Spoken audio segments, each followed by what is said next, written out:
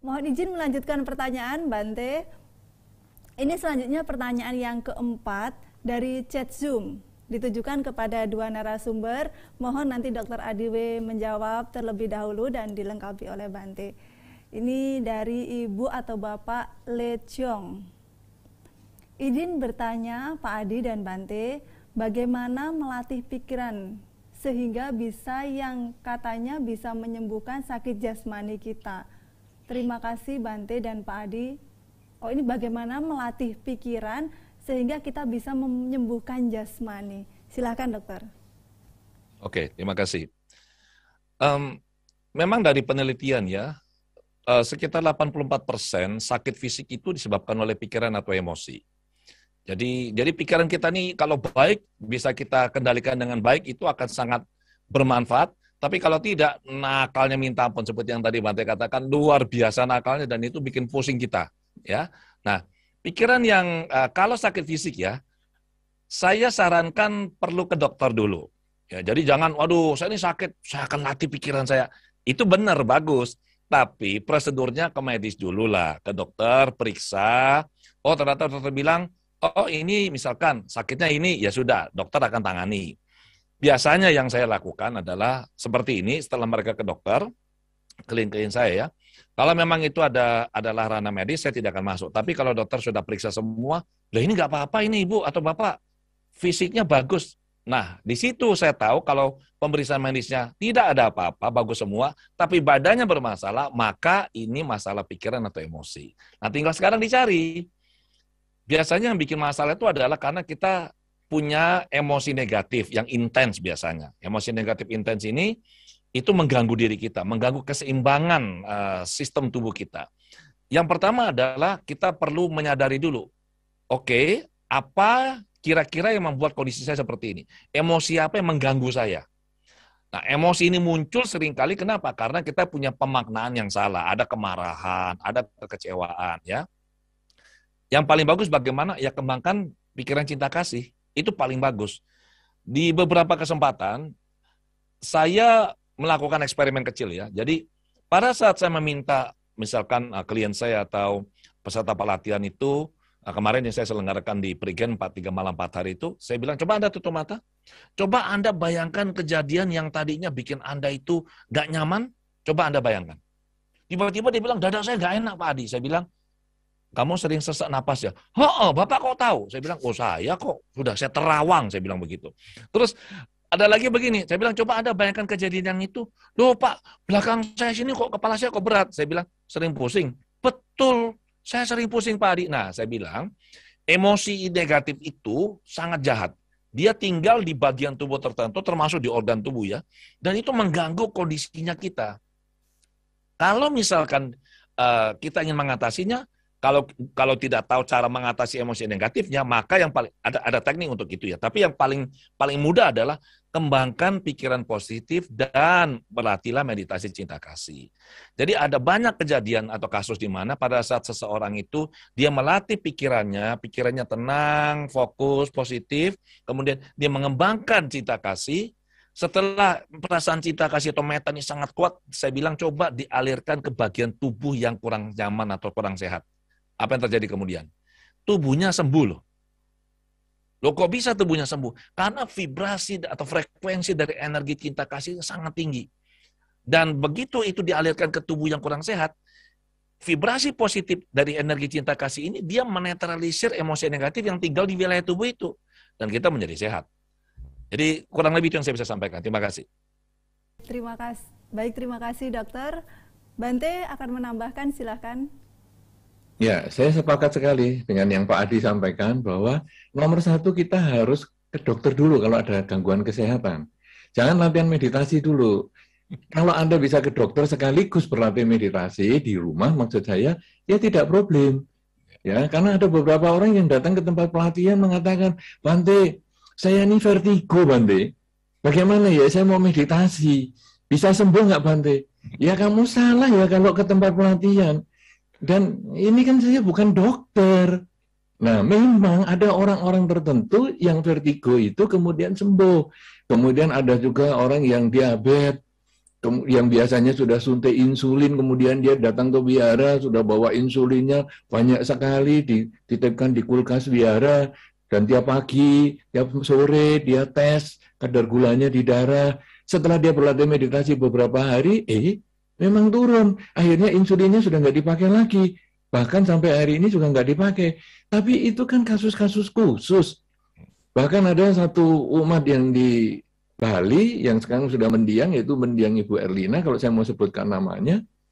Beliau mempunyai kanker di anggota tubuhnya 2 kali lagi. Bisa selesai dengan meditasi. Tapi itu kan kasus-kasus khusus. Dan sekaligus juga ada dukungan karma baik yang dia miliki. Dia juga banyak melakukan kebajikan dengan pikiran, ucapan, dan perilaku.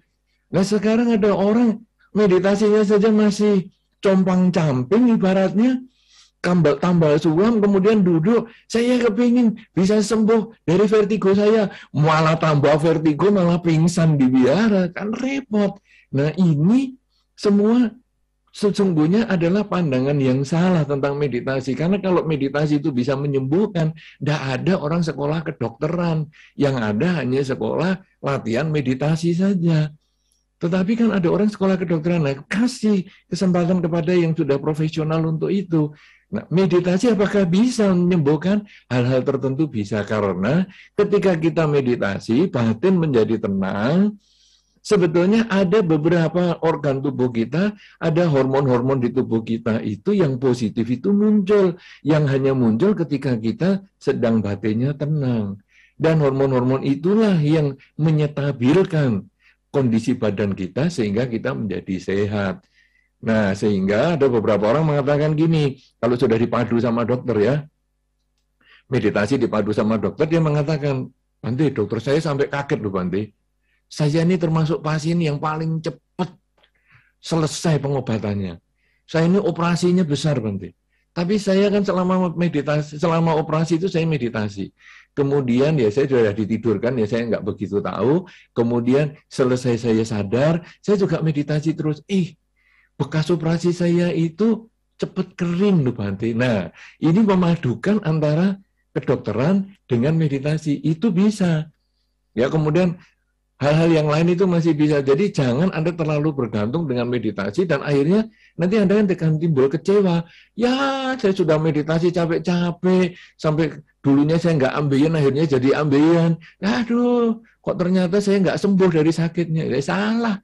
Karena kalau sembuh ya itu adalah salah satu efek samping dari meditasi. Karena tujuan meditasi adalah melatih kesadaran pikiran kita, melatih pikiran kita fokus. Kecuali Anda mau berlatih meditasi untuk kesehatan, itu beda lagi ya, karena meditasi itu sebetulnya jurusnya banyak sekali. Ada untuk meditasi kesehatan. Nah, kalau Anda kepingin sehat, ya Anda latihlah meditasi kesehatan. Anda pengen punya kekuatan, kayak tadi yang Pak Adi sampaikan, supaya nanti energi pikiran kita arahkan ke tangan kita, sehingga nanti begitu kita pukul, misalnya batang kayu, misalnya kayunya langsung patah misalnya. Nah, itu Anda harus belajar meditasi untuk kekuatan. Nah, kemudian Anda mau membaca pikiran, ya mungkin Anda belajar meditasi untuk kesaktian semacam itu. Tapi kalau Anda mau belajar meditasi Buddhis, bukan itu yang Anda dapatkan. Kalau Anda mendapat itu hanya efek samping. Karena prinsip meditasi Buddhis adalah mengembangkan kesadaran supaya kita sadar setiap saat bahwa hidup adalah saat ini untuk memperbaiki dan meningkatkan masa lampau dan untuk membangun masa depan yang lebih cerah. Begitu, ya. Silakan sekarang Saudari Eka, terima kasih. Ya, terima kasih Bante dan Dokter. Tadi penjelasan dari kedua narasumber sepakat bahwasanya itu bisa, hanya saja itu situasional sekali. Apabila kondisi sakit, disarankan untuk ke dokter terlebih dahulu. Apabila di dokter memang tidak terdiagnosa sakit fisik, barulah mungkin dengan latihan meditasi dengan Bante atau berkunjung langsung ke dokter Adiwe, mungkin itu rasa sakitnya bisa sedikit berkurang dengan berlatih. Atau bahkan mungkin total bisa penyakitnya terangkat seperti itu. Tapi dengan catatan harus ke dokter terlebih dahulu. Baik, terima kasih Bapak Ibu dan sahabat Dhamma. Saya lihat pesertanya banyak sekali pada malam hari ini. Saat ini ini masih bertahan lebih dari 900 umat, di Zoom dan di YouTube masih 200, 300, ratusan umat nih Bante dan dokter. Jadi luar biasa sekali, dan saya menyarankan kepada umat yang malam hari ini menonton mungkin menyempatkan waktu screenshot, kemudian bisa dipost juga di Instagram, kemudian mention Instagram Nalanda Foundation, mention juga Instagramnya Dr. Adiwe, Instagramnya adiwegunawan.id. Benar ya dokter? Iya. Dan bisa juga mention ke Instagram timnya Bante Utamo. Tadi saya juga melihat Instagramnya itu yang saat ini digunakan adalah Bodigiri ya Bante. Oh. Ya, dan mungkin bisa juga mention sahabat-sahabat di tim Nalanda Foundation yang dikenal. Nanti kita akan repost mention dari teman-teman semuanya, sekala acara malam hari ini begitu ramai juga bisa disaksikan oleh banyak umat. Baik, terima kasih Bante. Ini pertanyaan masih banyak sekali, Dr. Adi, ini pertanyaan masih banyak sekali. Antusias dari umat sangat luar biasa sekali.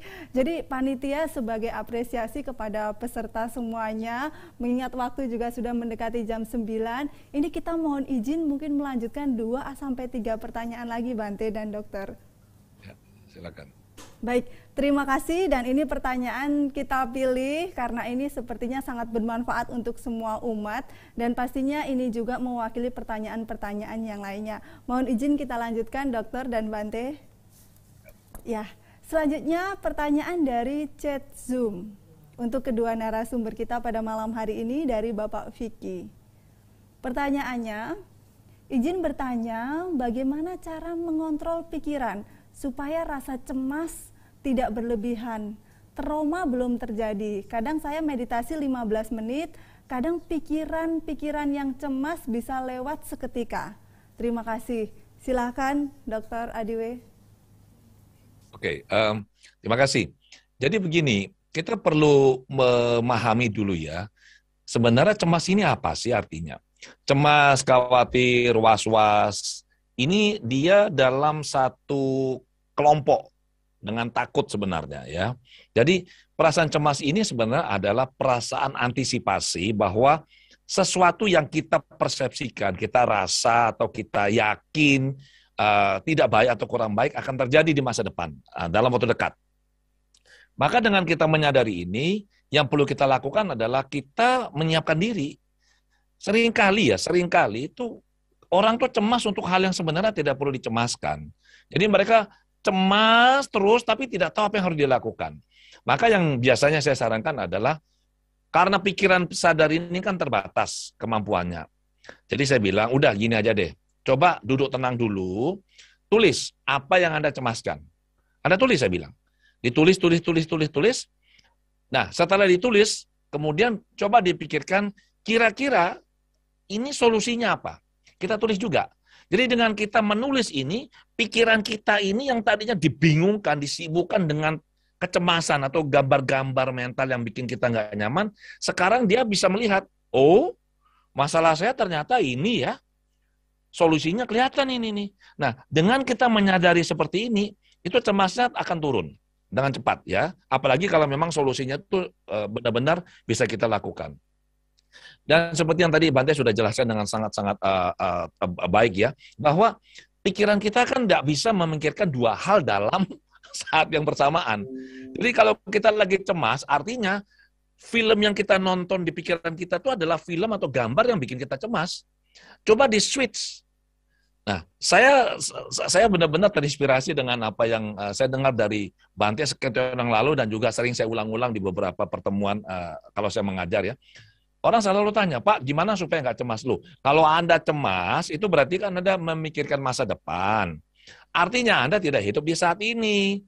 Nah, gimana caranya supaya pikiran yang lari-lari itu dikembalikan ke saat sekarang ini? Ya mudah, saya bilang, saya kutip dari yang Mbak Bante ajarkan, tanya pada diri Anda sendiri, saat ini saya sedang apa? Nah, kalau saat ini saya sedang apa?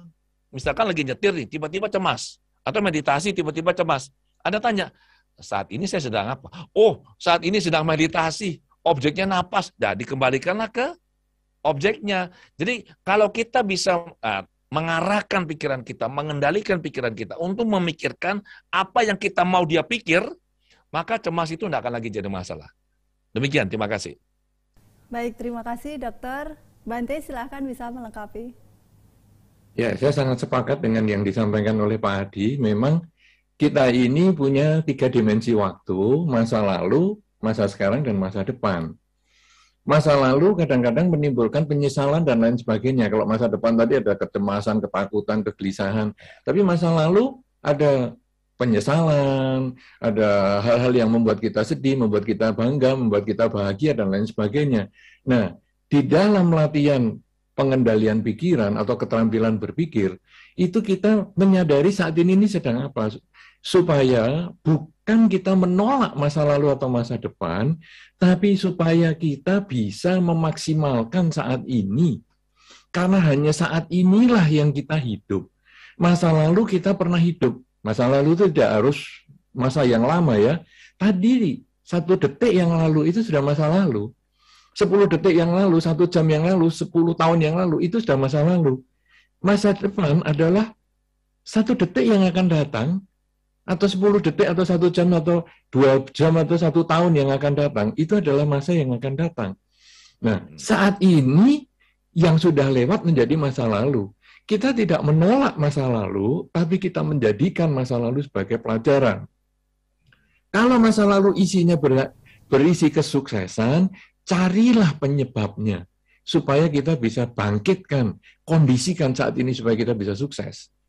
Sebaliknya kalau masa lalu berisi penderitaan sehingga menimbulkan penyesalan, carilah sebabnya, supaya kita bisa perbaiki saat ini. Sebaliknya, kecemasan di masa depan, nah ini yang tadi disampaikan oleh Pak Adi, carilah sebabnya. Apa yang membuat Anda cemas? Dan kemudian mulailah hindari saat ini. Supaya saat ini kita melakukan yang terbaik. Kemudian bukan hanya kecemasan, kadang-kadang kita berbangga dengan masa depan. Aduh, kalau saya ini bisa pinjam uang bank segini, nanti saya investasi ke sana, maka nanti usaha saya jadi lancar, sukses, kaya raya. Wah, kita bangga banget. Nah, itu juga kita harus siapkan bahwa di balik kesuksesan dan kebanggaan kita di masa depan itu juga diancam atau terancam dengan mungkin kegagalan. Sehingga mungkin dengan kegagalan itu hutang kita malah bertambah dan lain sebagainya. Nah, itu kita harus siapkan sejak saat ini. Bukan hanya bangga dengan nanti saya bisa sukses, tapi seandainya saya gagal, juga saya harus siap. Mumpung belum kejadian, saya harus siapkan saat ini. Jadi saat ini menjadi penting sekali. Makanya tiap kali kita harus ulang saat ini saya sedang apa. Ketika tadi bermeditasi, saat ini sedang apa. Apa saja yang bukan objek meditasi saya, abaikan. Dan begitu muncul yang baik-baik di masa lampau, cari sebabnya supaya kita bisa kembangkan di saat ini. Tapi kalau saat meditasi, pikiran masa lampau maupun masa depan, abaikan.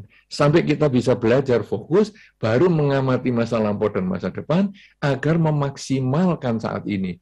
Jadi Anda cemas adalah normal.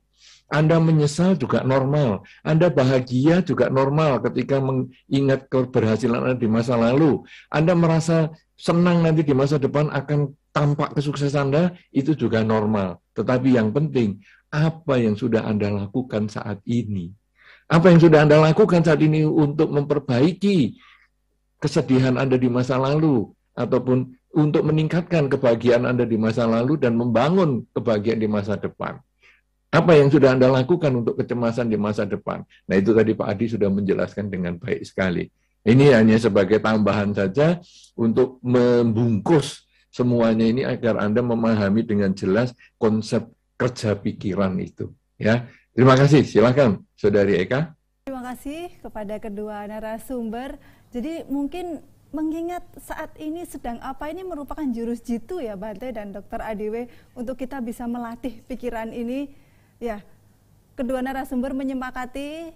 Jadi Bapak Ibu mungkin bisa ditempel di mana-mana alatnya, di laptop ditempel saat ini sedang apa, di kamar tidur ditempel saat ini sedang apa, di toilet mungkin bisa ditempel juga. Jadi kesadaran kita sangat terbantu dengan tulisan-tulisan itu sepertinya. Ya Bapak Ibu, setelah talk show ini bisa silahkan dipraktekkan dan rasakan manfaatnya secara langsung. Terima kasih, kita lanjut ke pertanyaan selanjutnya. Ini ada yang raise hand dari Ibu Harita. Selamat malam Ibu Harita. LA ini. Ya. Wandami Bante, Namo Buddhaya Pak Adi, host dan co-host. Terima kasih kasih kesempatan. Sekarang saya mau bicara tentang cara kerja pikiran ya. Apa hubungannya cara pekerjaan pikiran saya dengan hasil yang saya dapat? Contohnya aja, waktu beberapa saat yang lalu saya beli mobil. Saya dapatnya above and beyond. Gak perlu saya sebutin lah. Jadi sekarang yang saya bilang, contohnya aja plat nomornya. Tentu saja saya sebagai orang Asia nggak mau punya dapat nomor 4 dan 5. Nah, tiap hari kalau saya lagi habis lidah batin saya bilang, semoga saya dapat nomor cantik, semoga nggak ada nomor 4 dan 5. Nah, 2 minggu dan nunggu dapat nomor itu, ternyata saya dikasih nomor GJ 388. Itu saya surprise. Karena itu betul-betul nomor yang luar biasa cantik. Nah, saya pengen tahu keinginan saya itu ada di frekuensi mana, di beta, alfa, tetra, atau delta. Dan secara karma juga, apakah itu segitu mudahnya aja karma baik saya berbuah. Saya rasa ada yang above dan beyond itu ada faktor yang lainnya gitu loh. Tolong minta pencerahannya secara spiritual dan secara pikiran. Bisakah itu dibuktikan secara saintifik? Terima kasih. Terima kasih Ibu Harita. Dr. Adi W. Gunawan, kami persilahkan. Oke, terima kasih. Jadi begini ya, yang Ibu lakukan ini sebenarnya adalah menggunakan pikiran untuk mencapai tujuan spesifik, Bu. Itu yang secara bahasa sekuler itu disebut dengan the law of attraction, jadi hukum daya tarik. Hukum daya tarik ini benar adanya. Singkat ceritanya saja, bahwa semesta alam ini terdiri dari energi, tidak ada ruang kosong. Bahkan celah-celah terkecil dimanapun katanya di antara atom-atom itu terisi oleh medan energi. Dan ini berdasarkan riset ya, dan itu dipublikasi di jurnal The Nature. Medan energi ini yang dikenal dengan medan kuantum ini bekerja dengan 2 syarat. Ini medan energi yang sangat cerdas ya. Bekerja dengan 2 syarat. Yaitu nomor 1 harus ada emosi yang intens, nomor 2 harus ada bentuk pikiran. Jadi jangan dibalik. Emosinya dulu baru bentuk pikirannya. Apabila kita punya emosi positif maupun negatif, kemudian ada sebuah bentuk pikiran yang muncul, maka kita akan dapat loh itu. Hati-hati itu. Jadi kalau Ibu misalkan berharap, oke, tadi saya mendengar Ibu berkata begini, saya tidak mau nomor 4 dan 5. Tetapi Ibu menutup lagi dengan sebuah pernyataan bahwa saya terus berucap, semoga saya dapat nomor cantik, semoga saya dapat nomor cantik. Nah, kalau Ibu fokus ke nomor cantiknya, Ibu dapat nomor cantik. Tapi, kalau Ibu fokusnya, aduh, semoga saya nggak dapat nomor 4 dan 5. Semoga saya nggak dapat nomor 4 dan 5. Apa yang terjadi, Ibu?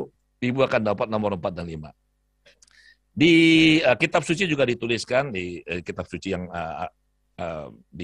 saya kutip dari Bible ya, itu di sana ditulis bahwa apa yang aku takutkan itu yang menimpa diriku dan apa yang aku cemaskan itu mendatangiku. Itu sebenarnya hukum pikiran itu. Oke?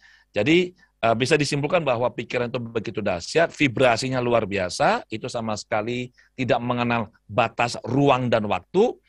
Jadi kalau kita berpikir mengenai sesuatu, kemudian kita arahkan pikiran kita, orang mau di Amerika, mau di mana itu pasti pikiran kita getarannya pasti akan sampai ke sana. Jadi itu yang saya bisa sampaikan. Kalau dalam konteks karma, nah monggo Yang Mulia Bante yang akan menjelaskan. Terima kasih. Terima kasih. Silakan Bante melanjutkan. Ya, jadi niatnya tadi sudah bagus ya, pengen punya mobil dengan nomornya ini. Tetapi kalau tidak memiliki dukungan karma yang cukup, juga tidak bisa. Anda bisa buktikan dengan berapa keinginan Anda yang bisa tercapai. Sekarang saya ingin ini, saya ingin itu, saya ingin itu. Berapa yang bisa tercapai?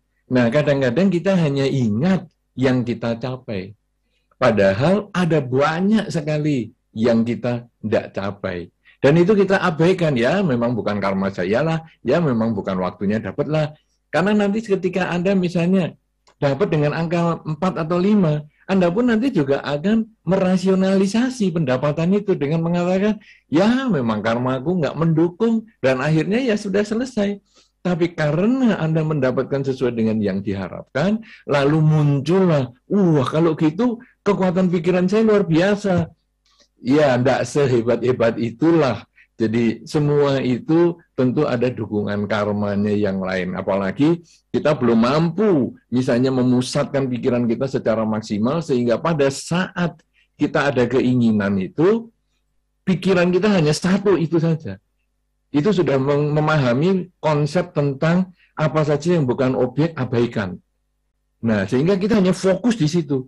Kalau sudah bisa fokus hanya itu nanti kita mampu mewujudkan apa yang kita pikirkan. Jadi bukan hanya seperti yang tadi Pak Adi sampaikan, menarik yang kita inginkan, tapi justru bisa mewujudkan apa yang kita pikirkan. Nah, inilah yang kemudian muncul kemampuan-kemampuan kualitas batin tertentu. Misalnya, dengan kekuatan konsentrasi saya mau menjadi lebih banyak. Jadi mengubah dirinya menjadi lebih banyak. Ini sudah kelewat daripada keinginan yang untuk mendapat sesuatu, tapi sekarang keinginan menciptakan sesuatu. Nah, ini kan pernah ada kisah di zaman Sang Buddha itu, yang biku ada yang diundang ke satu rumah untuk umat makan dana makan, kemudian yang diundang itu semua kualitasnya harus arahata. Tapi ada biku yang ditinggal karena belum arahata. Nah, sehingga ketika Sang Buddha sudah jalan, Sang Buddha lalu lihat, loh, dengan kekuatan batinnya, biku yang tadi itu sudah berlatih terus sampai akhirnya mencapai tingkat kesucian arahata itu. Dan Sang Buddha menyampaikan kepada yang punya gawe itu, yang punya hajat, tolong itu biku yang tadi ketinggalan satu di wihara dijemput. Dan ketika biku tadi dijemput, dia sudah mencapai kesucian dan dia sudah bisa memusatkan pikirannya dengan baik sekali, bisa menyadari semua yang ada di bawah sadar, dia menciptakan dirinya menjadi banyak. Sehingga ketika ditanya, itu Bante itu yang mana? Karena kan yang jemput bingung, nih mukanya kok sama semua. Ya saya, semua manggil. Dan yang manggil ini bingung. Kemudian ketemu lagi dengan Sang Buddha. Bagaimana Sang Buddha? Banyak sekali. Semuanya sama. Ngakunya juga sama. Kemudian Sang Buddha menyampaikan, coba kamu datangi lagi. Tanya yang sama lagi. Siapa yang menjawab pertama, tangkap dia. Itu aslinya, yang lain kopiannya. Akhirnya datang lagi ke rumah, ke wihara itu. Siapa yang namanya ini? Saya. Itu ketahuan yang pertama. Langsung ditangkap, yang lain hilang. Ini kekuatan konsentrasi pikiran yang sungguhan. Sudah bukan mengundang yang lain, tapi menciptakan sesuatu. Dan itu banyak sekali kalau di dalam Dharma ya. Jadi, itu tadi yang bisa satu jadi banyak. Terus bisa kembali lagi, banyak jadi satu ya. Jangan satu jadi banyak, tuh nggak bisa kembali. Kan susah ngurus KTP-nya. Karena kan sama semua mukanya. Nah, jadi satu jadi banyak, banyak jadi satu. Kemudian bisa berjalan di atas air. Prinsipnya sama. Berjalan di atas air, membayangkan air ini adalah tanah keras. Dan semua yang tanah yang diinjak, air yang diinjak itu menjadi tanah. Dan dia bisa berjalan di atas air. Dan itu masih banyak sekali. Jadi kalau Anda bisa dapat nomor yang sama, itu hanya karena karma baiknya yang mendukung. Jangan terlalu berlebihan, supaya nanti Anda tidak stres dan kecedit kepalanya, kecedit pikirannya, nanti jadi nggak karu-karuan. Ya, begitu. Terima kasih. Silakan, Saudari Eka. Ya, terima kasih Bante Utama dan Dr. Adiwe atas penjelasannya. Nah, menarik sekali ya, saya juga bisa melihat antusias sahabat Dhamma semuanya, terlihat di Zoom juga banyak sekali yang masih bertahan bersama dengan kami. Bahkan di YouTube, update terbaru dari panitia lebih dari 700 umat masih terhubung bersama dengan kami. Terima kasih Bapak Ibu dan sahabat Dhamma semuanya, karena waktu terbatas ini menjadi pertanyaan yang terakhir, Bante dan Dr. Adiwe. Ya, pertanyaan ditujukan pada kedua narasumber dari Ibu Cindy yang masuk melalui chat Zoom. Selamat malam, izin bertanya, bagaimana cara kita mempertahankan pikiran positif ketika kita dikelilingi oleh lingkungan yang toksik atau negatif? Terima kasih. Silakan Bante. Baik, jadi seorang umat Buddha adalah orang yang tidak pernah menyalahkan pihak lain. Ya, ini saya katakan sebagai orang umat Buddha ya, karena begini, Anda walaupun umat Buddha, Anda walaupun sudah hafal parita, Anda walaupun sudah hafal kitab-kitab suci di agama Buddha, selama masih menyalahkan pihak lain, itu belum umat Buddha. Kenapa demikian? Karena umat Buddha itu melihat segalanya adalah karena pikiran sendiri. Tadi di awal penjelasan Pak Adi ini sudah disampaikan ini, bahwa semuanya itu permainan pikiran. Pikiran kita itu seperti satu kapal, mungkin kecil aja, di tengah lautan. Air laut yang sedemikian luas, bahkan bukan hanya lautan tapi samudra, dia tidak akan masuk ke kapal kalau kita tidak mengizinkan dia masuk. Tapi kalau kita melubangi kapal kita, air itu masuk dan menenggelamkan kapal kita. Demikian pula pikiran kita. Anda mau bergaul dengan siapapun juga, nggak ada masalah. Mau toksik, nggak toksik itu kan urusannya dia. Tapi sikap Anda bagaimana? Kalau Anda membaca Dhammapada, Anda akan memahami bahwa ada kata-kata, kalau tangan tidak luka, pegang racun, tidak ada masalah. Kalau batin tenang dan fokus, toksik datang itu tidak masalah. Dan kita tidak bisa menjudge ataupun kita menghakimi, oh si A toksik, aku nggak mau bergaul. Si B toksik, aku nggak mau bergaul. Si C toksik, nggak mau bergaul. Akhirnya kita nanti hanya kuper, kita hanya ada di dalam cangkang kita sendiri, dan kita tidak mau bergaul dengan siapapun juga, karena alasan toksik dan tidak toksik tadi. Toksik urusan dia. Nah, sekarang, dia walaupun Anda anggap toksik, tapi dia masih punya nilai-nilai yang baik.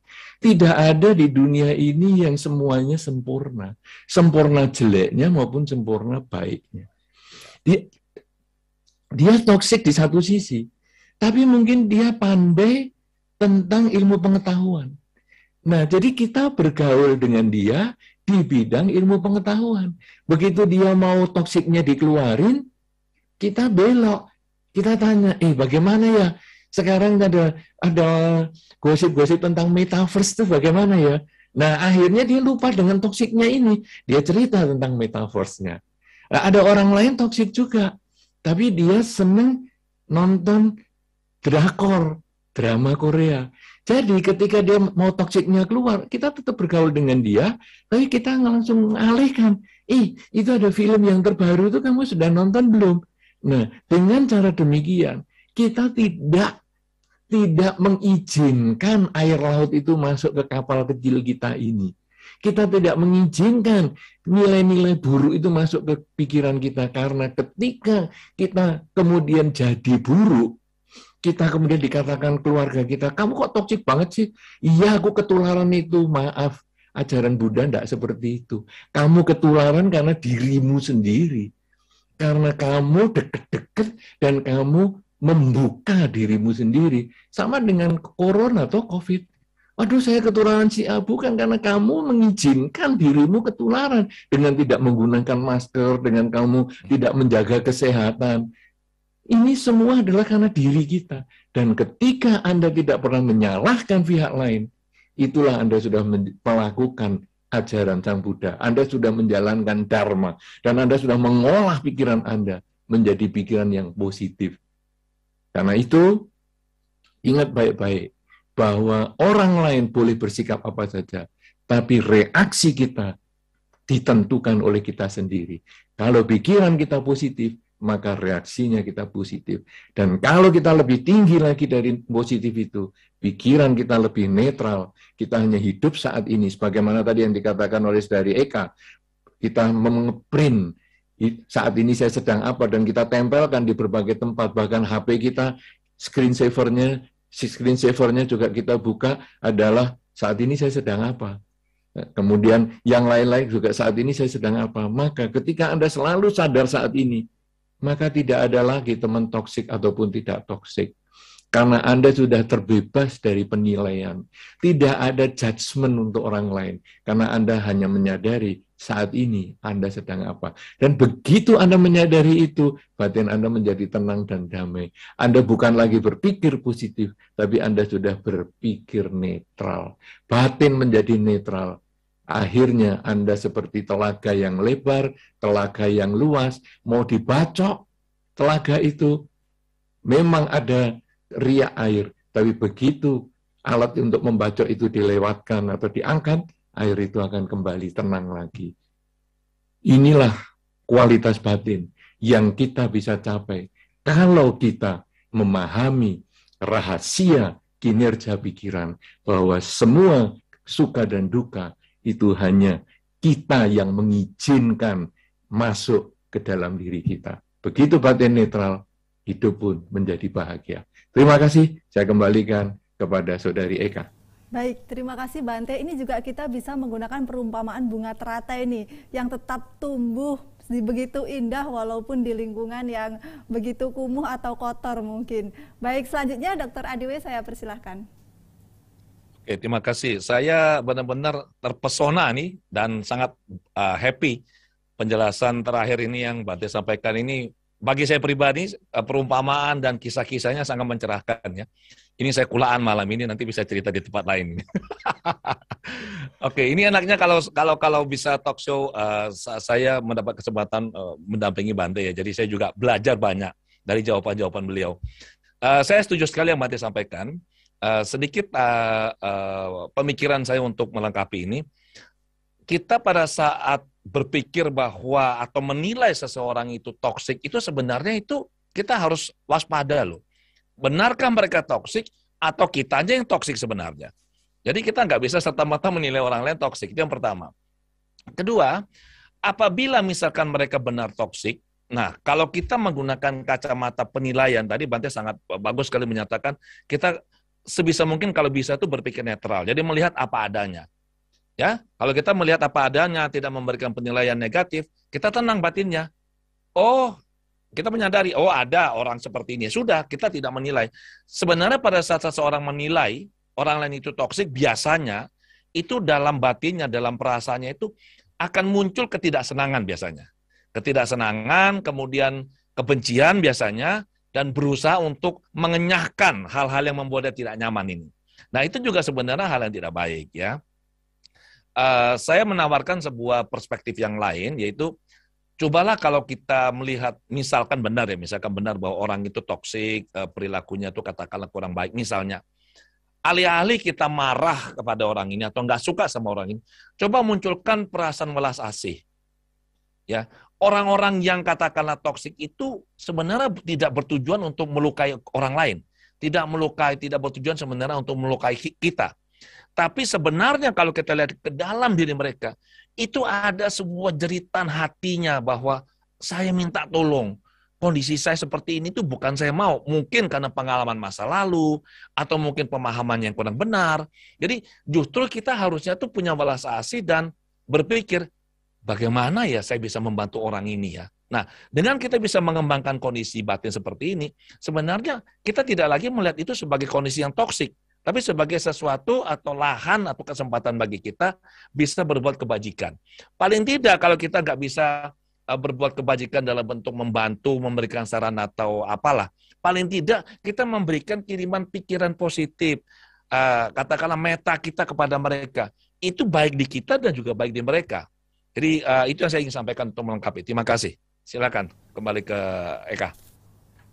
Baik, terima kasih Dr. Adiwe dan Bante Utamo, luar biasa ya tadi penjelasan mengenai pertanyaan terakhir ini menjadi banyak sekali insight dan perenungan-perenungan yang bisa kita lakukan dalam kehidupan kita sehari-hari. Luar biasa sekali dan tidak terasa izin saya tadi 2-3 pertanyaan sudah berlalu. Jadi jangan menyalahi aturan kita dengan menambah pertanyaan lagi karena juga waktu sudah berlalu lebih dari jam 9 saat ini.